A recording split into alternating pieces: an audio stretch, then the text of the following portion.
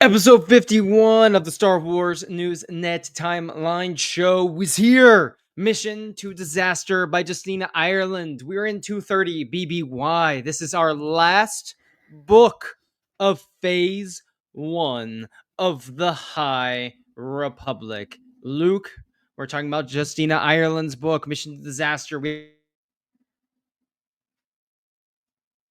Is here. We're going to the planet of Dalna. The Nile are everywhere. Disaster looms, and there's no one better to talk about it with than you, my good friend, Mr. Luke. Are we ready for Mission to Disaster? I read this in one day on a beach in the Bahamas.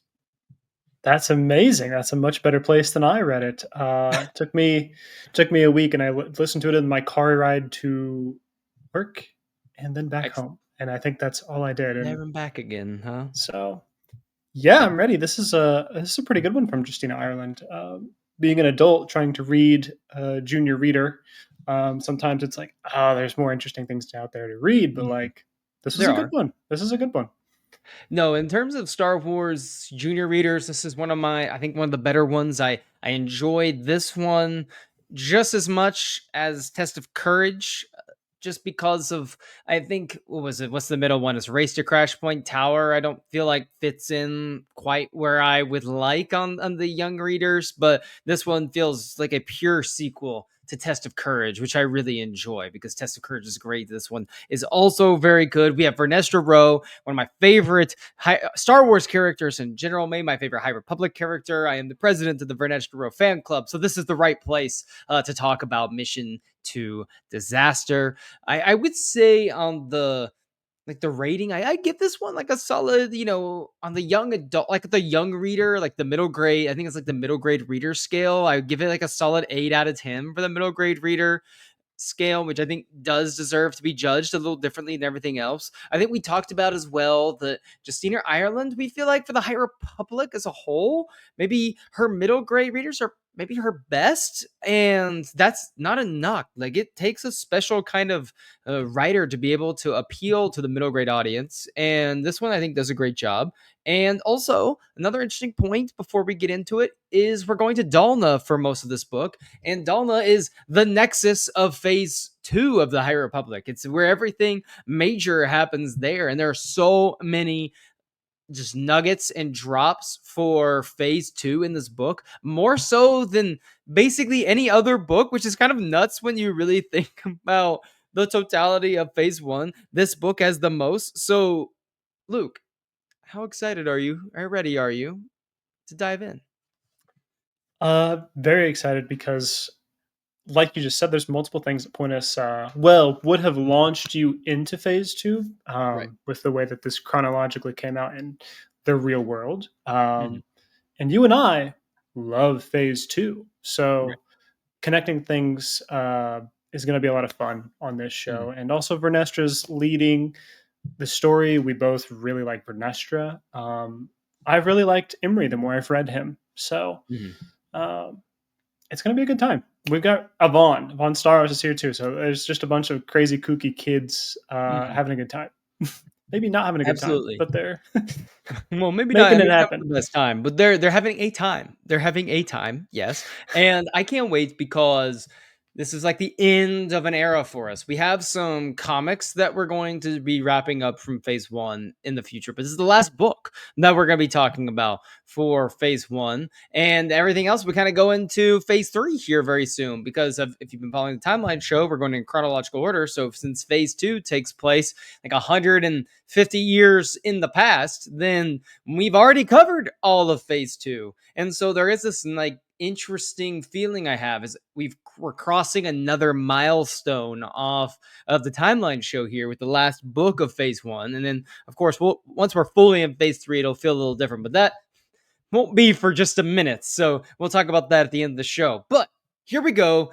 quick recap of Mission to Disaster. We are following our great Jedi Knight Vernestra Rowe, her Padawan Imri. They're doing some training away from Port Halib, and it starts off where young Avon is at the port, and she's studying kyber crystals because she had stolen Imri's old kyber crystal from his old lightsaber, and she's trying to study the properties. And it's such an interesting little foreshadowing, like foreboding to the Death Star, because she's talking about how she wants to figure out how kyber crystals energy can be honed to create like sustainable energy and have these great impacts that could like help sustain an entire planet.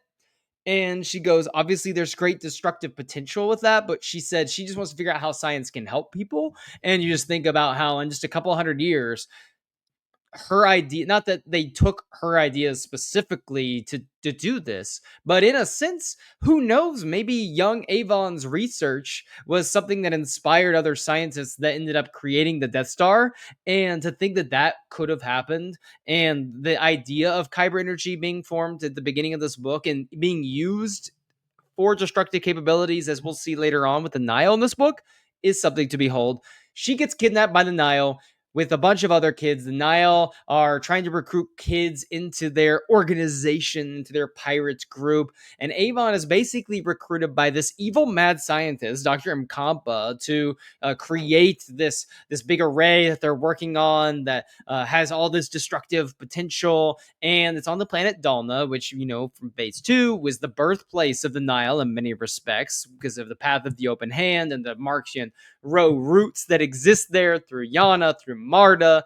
And so it's a very interesting callback to that. And obviously, these books came out before the phase 2 books. So now we have the benefit of knowing that we're going back to Dalna for a lot of books in the future. But this is the last book that came out. And ironically, Path of the Sea was the first phase 2 novel that came out that takes place entirely on Dalna. Anyway, I digress. Vernestra Imri basically go on this big mission to try to rescue Avon, and they get separated. Imri goes back to Starlight and convinces them to do this crazy hyperspace maneuver to move Starlight Beacon all the way in front of Dalna. And then you have this crazy maneuver with everything going on the planet, where Venetians are riding on these giant lizard type things, I guess, in order to go to the encampment where they are. And they basically save everyone that's trapped and imprisoned by the Nile. They push the Nile off, but the Nile, Dr. Nkamba, basically uses this machine that she's created to destroy the entire planet through these volcanic eruptions that are going to take place because they've disrupted the tectonic plates of the planet, and the whole planet's going to become inhabitable in a short amount of time. And so it's like a bittersweet. It's like we saved everyone, we're going to get everyone out, but this planet's going to be inhabitable for years until we're able to fix it.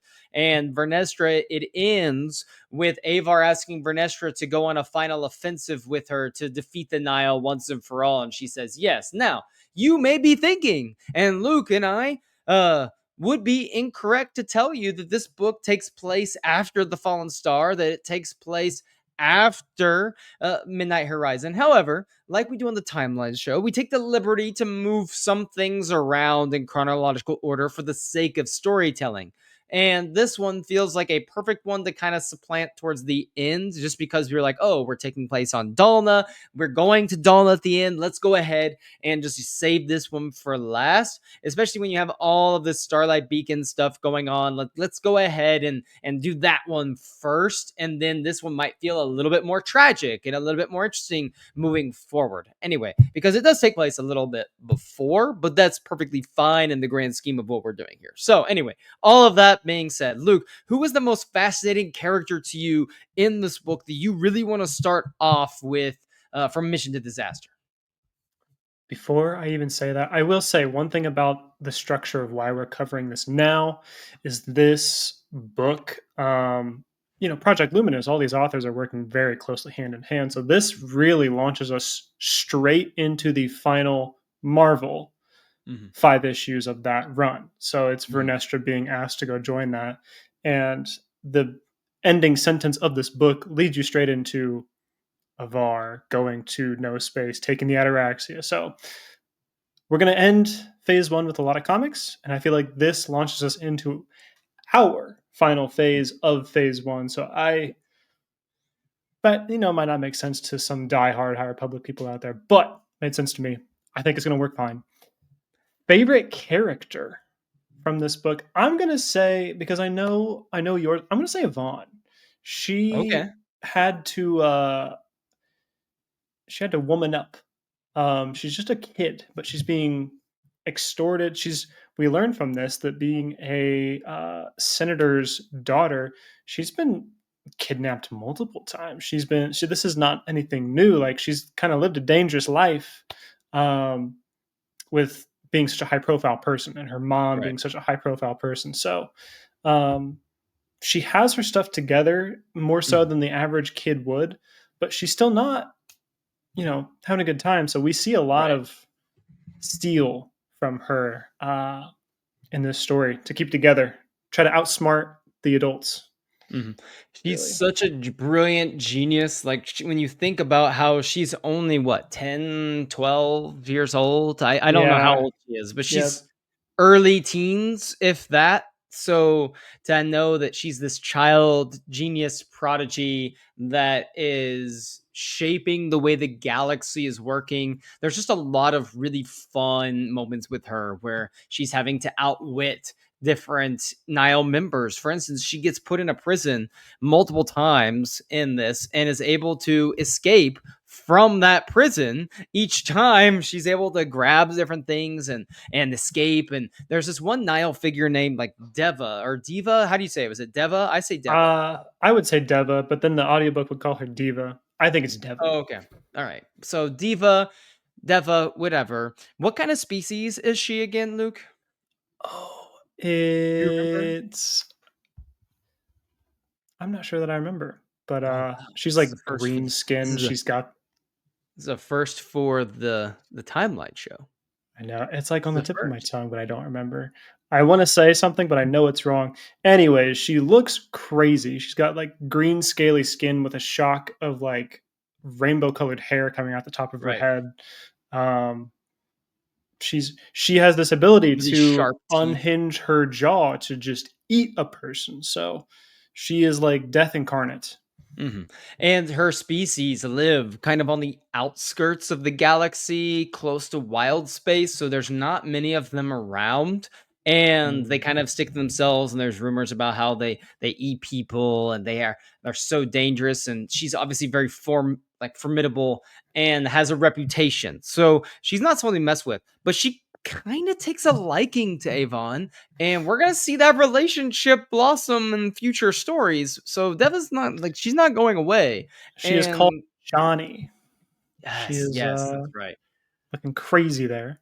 Yes. Okay. Thank you. Because I remember now. So, but she takes a liking to Avon, and they have a really interesting relationship from the standpoint of there isn't trust there right now, but I think Diva kind of finds Avon curious, and she just kind of wants to see what she's going to do, and she wants her to make the right decision. She's obviously not going to stick her neck out for her at this point, but she is willing to try to give Avon like a chance to make her place settled in the Nile. But moving forward, there's a very interesting going on with Amon's mother, Gira, which we know is a spy, but also someone working for the Nile, she's supplying the Nile with intel, with resources behind the Republic's back. And her mom's, a senator of one of the most prominent, systems in the galaxy. And at the very end of the book, we have Avon's mother coming to her going, "Oh my gosh, I can't believe that they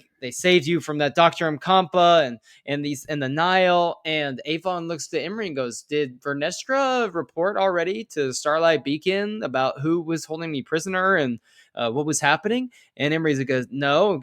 And Avon says, "Well, then how would my mother know who kept me prisoner?" And that's like the first little nugget of, hmm, something's not quite right here, because other than that, everyone has been fully believing Gira. Like, she's been a very instrumental part of supplying resources to Starlight and putting on this front that she's helping the Republic. She's a master at that, but this is the first time that we've seen a crack in the armor, and was because she cares so much for her daughter. Exactly. not to go into a lot of phase 3 stuff, but we see here she's obviously nefarious. She's got some things going on behind the scenes, and she will be working very closely with the Nile. She is right now. And so I often, through this entire time we've been going through phase 1, I've been trying to find that pinpoint moment where the authors let us know, like, yes, she is confirmed working with the Nile. And I think it might be like this point, because even in something like Out of the Shadows, um, you get the sense that she's not being truthful about stuff, but like it's not stated that she's like communicating directly with Markian or anything like that. So um, Well, it's Fallen kind of, Star is pretty. She's on there watching this yeah, destruction of Star, but technically this happens before then, yeah. so it's more it's probably hints at it a little bit more, here where you probably feel it. Versus there are some like some of the other ones where it says like Starlight for sure, where we know, oh, there is no doubt that Gira is working for the Nile for sure. But what about Vernestra being the master in the situation? She's his master. Avon really looks up to Vernestra, has no doubts throughout the story that Vernestra is going to come rescue her. Like, has no doubt at all. She is very much like, at the very end, when Vernestra does save Avon, Avon even says, "You're a day late based off my calculations. It's about time you got here." And Vernestra, there's two people that she allows to call her Vern, and one of them is Imri, and the other is Avon. And I think that's just a really powerful sentiment of what their relationship is, because Vernestra hates the nickname of Vern. She absolutely abhors it. And so for her to allow Avon to call her that shows just how much Vernestra cares for her and would stop at nothing to protect her friends. And we see that on full display in this book. Um, I love the power of friendship that runs through this story, this book especially. It's kind of a trope all over the place, but like, the power of friendship can defeat anything, and it's really Vernestra seeking her friend Yvonne Right. so adamantly that leads her to finding things she wouldn't have found if she was just trying to follow the orders, guidelines, trying to follow this master, Nyla doing this. Like, she needs to find Yvonne. She knows from a couple of visions, maybe the Force telling her there's hints of where she Mm-hmm. is or what's going on. Um, but I mean, that's formed by this friendship that she has with Yvonne. And Yvonne, um, Mm-hmm. clearly displaying this faith in the Jedi, and Absolutely. maybe not the entire Jedi Order, but the Jedi she knows, and that is Mm-hmm. Vernestra. Fast forward 200 years, we get to the end of the Clone Wars. There's regular civilians out there that do not want the help of the Jedi. Um, and so it's nice to see, again, talked about it so much, but this High Republic era is really the height of when the Jedi are the most good. They're doing the most Mm-hmm. good in the galaxy. They're most trusted. They're the most. Uh, they're the best form of the order that they've been. So it's nice to see that embodied here Mm-hmm. by Yvonne blindly. She's fully trusting that Vern is going to Right. find her. Fully Vernestra's going to trust, find her. fully bought Yeah. in. And it's, as much as it's the height of their power, once the height of the power comes, we know they're not going to rise anymore. So when it's the height, that's when we start seeing the little things happening throughout the High Republic of, this is how the downfall of the Jedi will begin, right here through these different things, which, in the end, I don't like, I got Trials of the Jedi right here. I'm going to start reading it today. I am so excited to finally be able to read. I've been so frustrated to be so far behind everyone when I'm usually so far ahead of the curve with Star Wars books. And so I'm so ready to get into it. But in a way, no matter what happens in Trials, there's a certain level of like Margin Rowe will have his victory with the Jedi being wiped out in Order 66 and him playing a role in that through the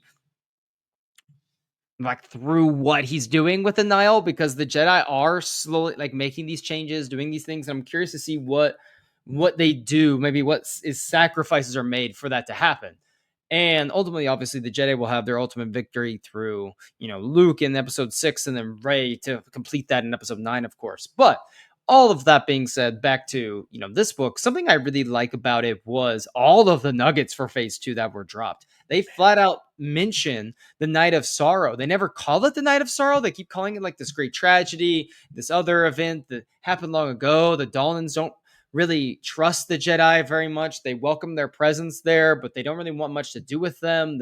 There was some great event that happened long ago that the Jedi are largely blamed for. But the Jedi only, you have to have a special clearance code from the council to even access the files on the Night of Sorrow, which if you read phase two, coming from phase two, you're like, how is the whole order not made aware of this? And it just reminded me of that last conversation between Yoda and the great Creighton's son, Oh, who, when they discussed hiding all of the information on the Nameless because of what it could mean for the galaxy and what it could mean for the Jedi Order as a whole, to where only the council members are aware. But we even know that a lot of the Jedi Council is not even fully understanding these Nameless. So I wonder, to the point where, is Yoda the only member of the council that has access to that file? And if he's not, do any of, like, who else would be at this time entrusted with that information?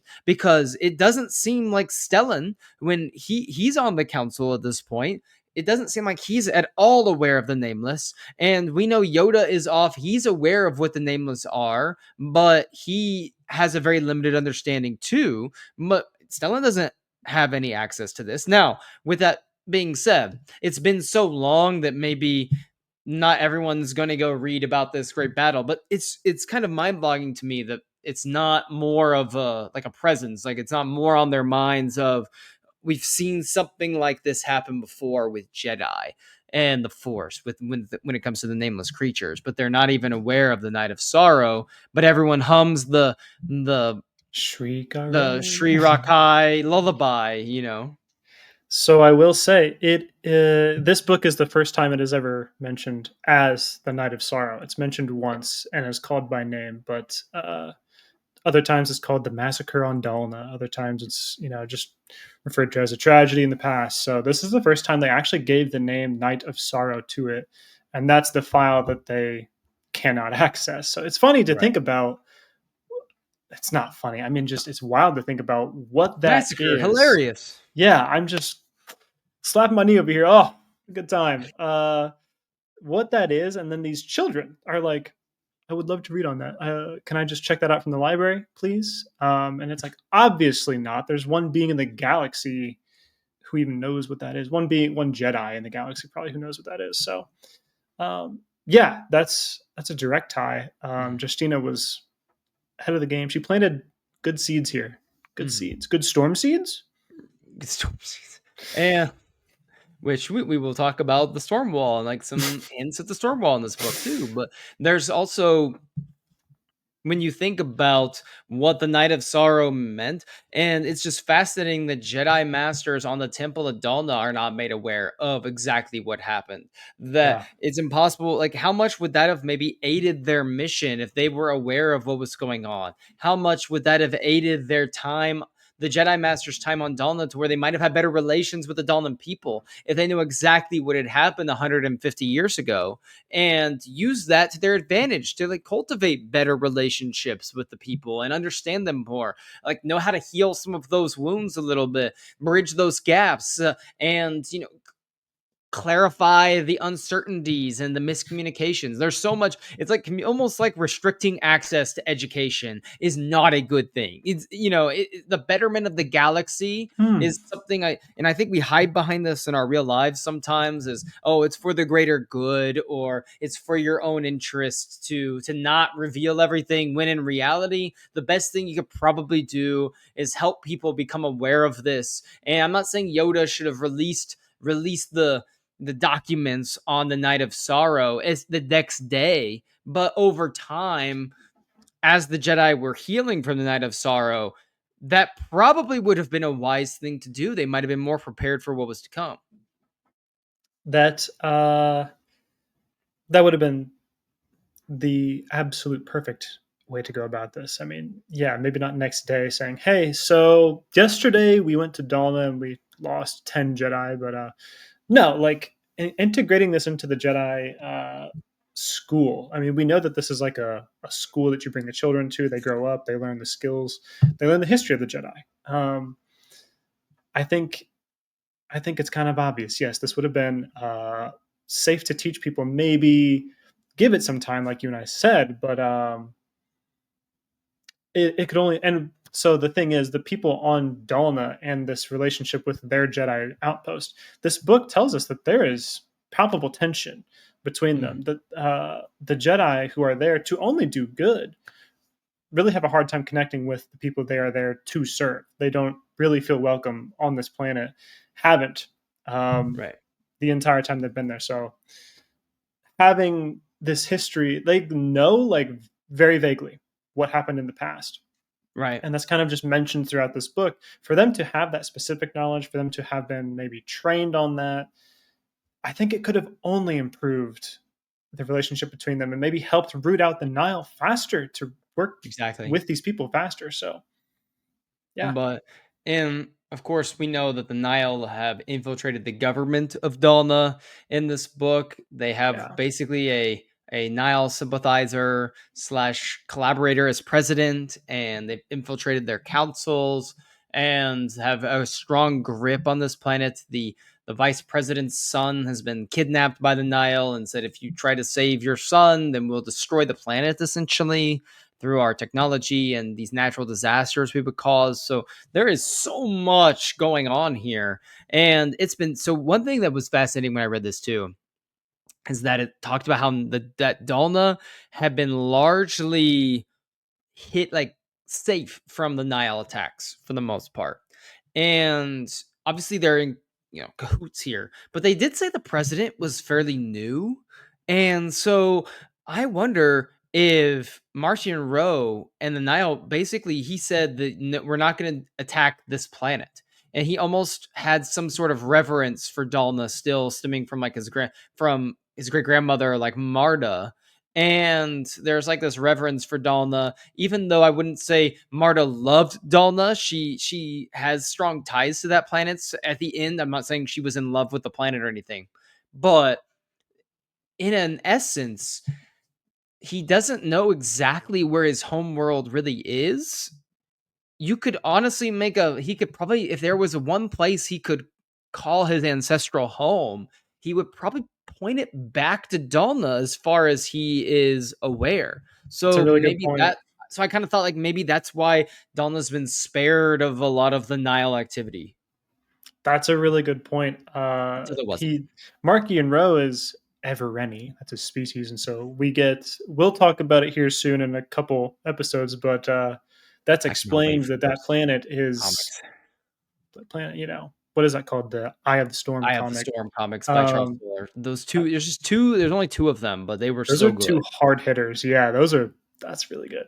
Um, yeah, I mean this Rowe story of this family, as far as we know, dates back to Dalna. So I kind of got that sense too that like there is an order from top down that like Dalna might be easy pickings, but like hold off on it. Like it's got a special Right. place to me, so like we're not going to go for it. So I'm Until wondering it didn't. until it becomes uninhabitable for the rest of time, centuries. They Uh, they do there was a point at the end where it said that if the Republic works hard to get some environmentalists in there with the technology for climate control, that maybe in 5 to 10 years it could be habitable again. Kevin So Tar, we need you.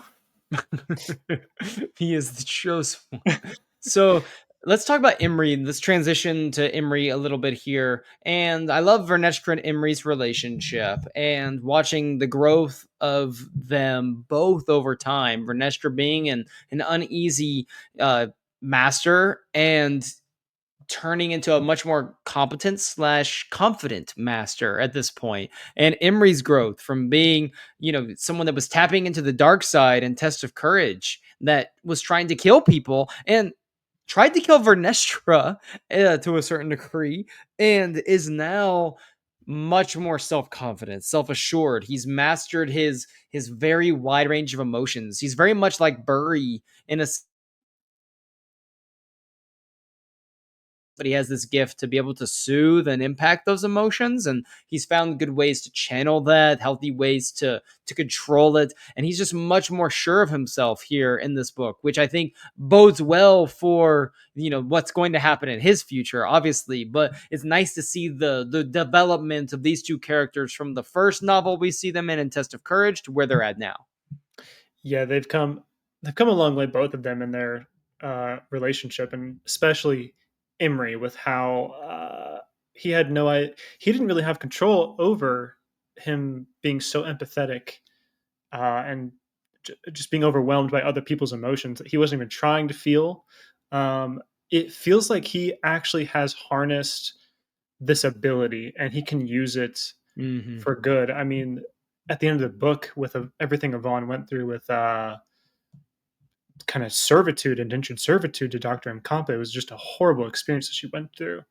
And she's talking with Imri about it, trying to process these emotions. And she realizes she's feeling a lot better after she starts opening herself up and talking about it. And she goes, "Well, now I'm feeling like too good.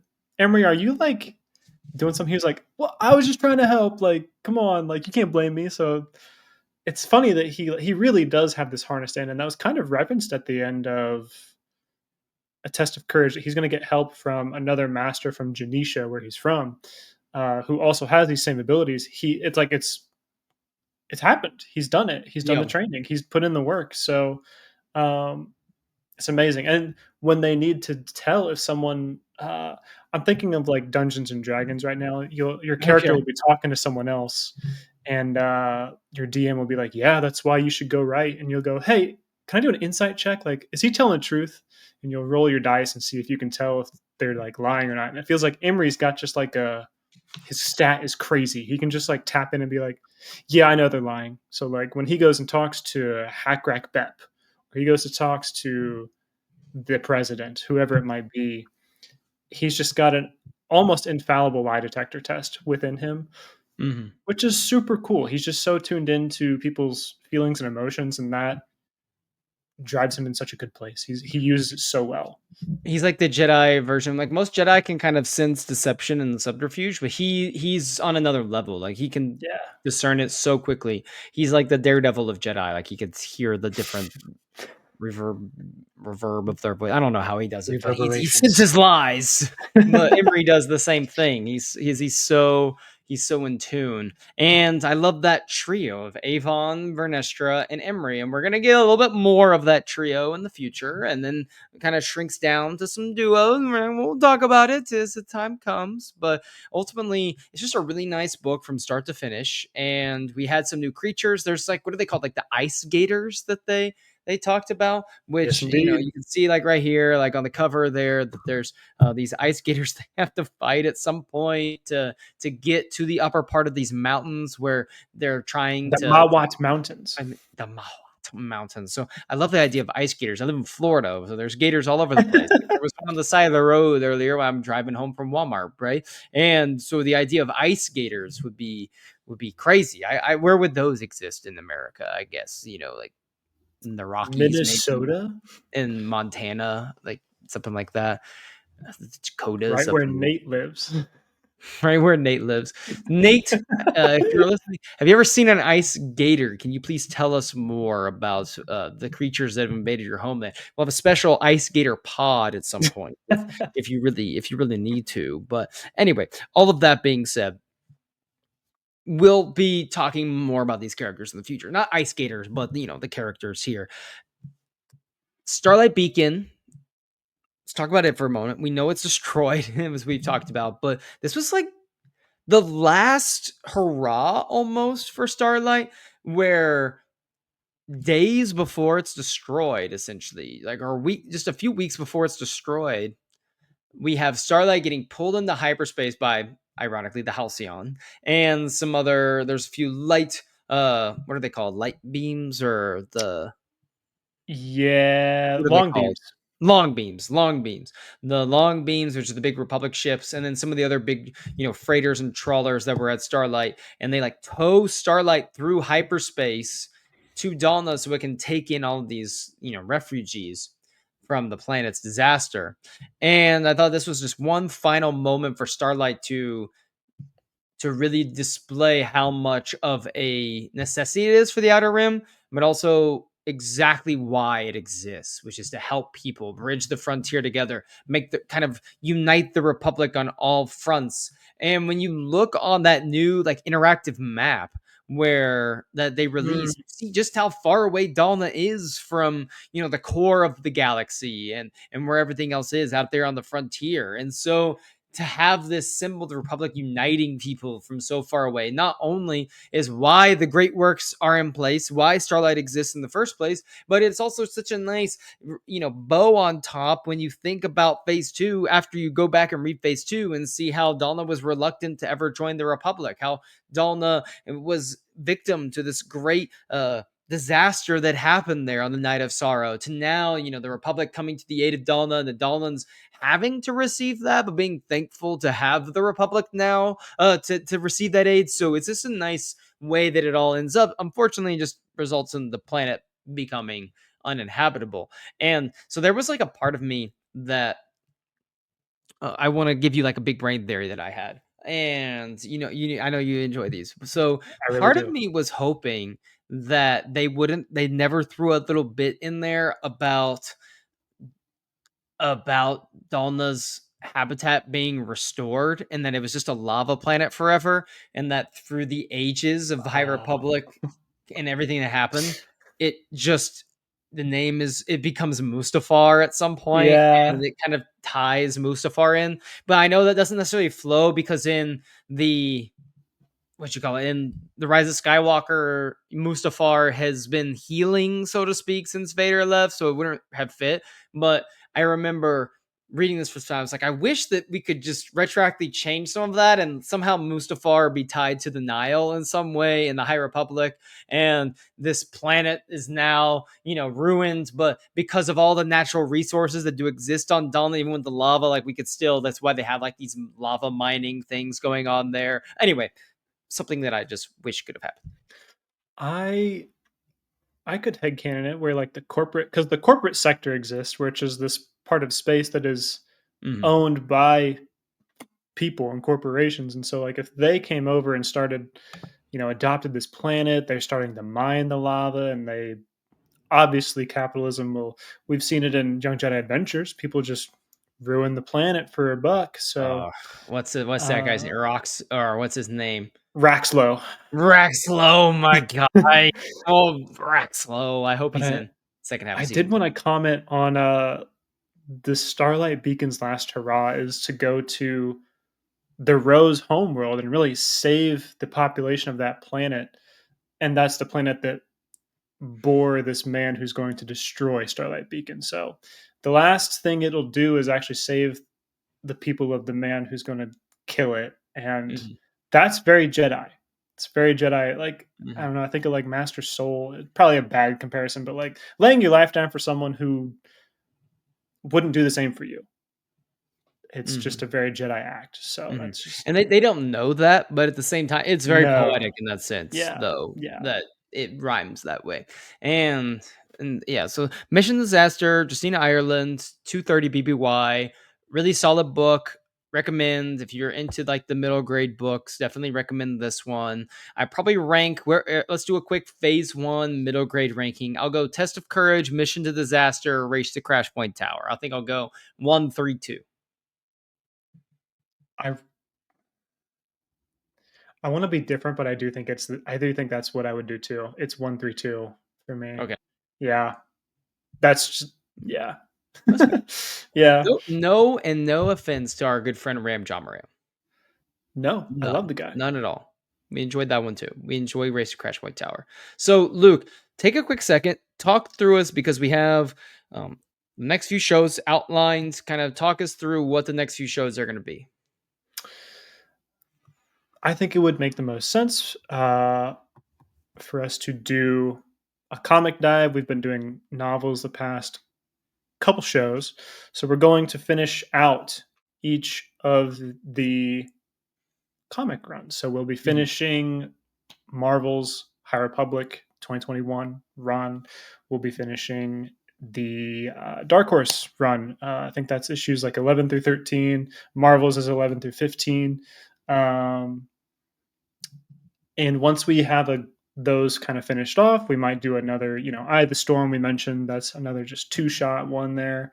But I don't know if you've been keeping up, if you were at home, but Young Jedi Adventures has released a second season that we have not covered here. They're releasing a Well, third we've season. covered half of the second Is season. that right? We have covered half of We the did first, we did second half the season. second Yeah. season, so we just have the last So, half of season 2. So we'll finish up the Marvel and Dark Horse comic runs. yeah. We'll get into some of the one shots and some of the limited edition ones. Like we got some really brief ones with, say, like you mentioned, Eye of the Storm, and we'll completely wrap up the Phase 1 sphere, and then we'll have a special episode to wrap up Phase 1, and then we'll finish up Young Jedi Adventures season 2, and then by, let's see, if we have comics for, like, let's say in like a month or two, we'll be starting Phase 3, and we'll have one last phase of the High Republic, which will take a crazy amount of time because we have all the books now,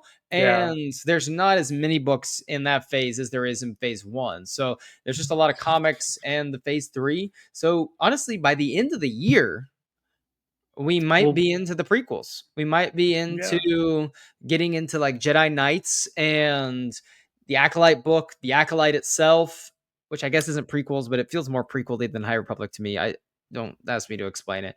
Right. And so we might be on the Acolyte, Jedi Knights comics, Phantom Menace, Clone Wars before we know it. Yeah. And your favorite from E.K. Johnston, the Queen's Trilogy, is coming up. So I can't wait to talk about that on here with you. It'll be an interesting one. We might not. Let's just say that might not be inviting E.K. Johnston onto the pod for that one because I don't think I'll have a lot of good things to say Because about the first and we're saving EK for Crimson Climb. That's what we're doing. Oh my gosh, I would That's what love we're to talk doing. about Crimson Climb. I love Crimson Climb. It's fantastic. And well, I will say this: Queen Shadow, the second book of the trilogy. There's 3 books. The middle one that takes place kind of in the middle of Clone Wars stuff. It's Rush Clovis. We have Rush Clovis in that. Padme has just become a senator, Ooh. and there's some background of the handmaidens that we get that gives them more stories. So if you're a fan of like the Darth Vader runs with Sabe being involved, you're really going to like this book because we actually see her flesh out as a character. Have you read that book?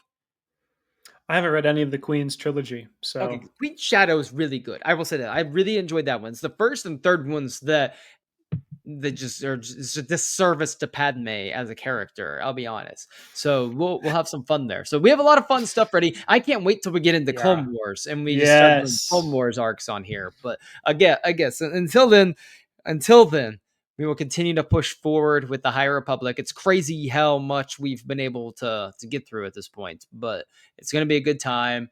I couldn't ask for someone better to make the journey alongside. But everyone, for light and life, remember, we are all the oh my gosh, try that one more time. Mission disaster, everyone. 230 BPY. For light and life, remember, we're all the Republic.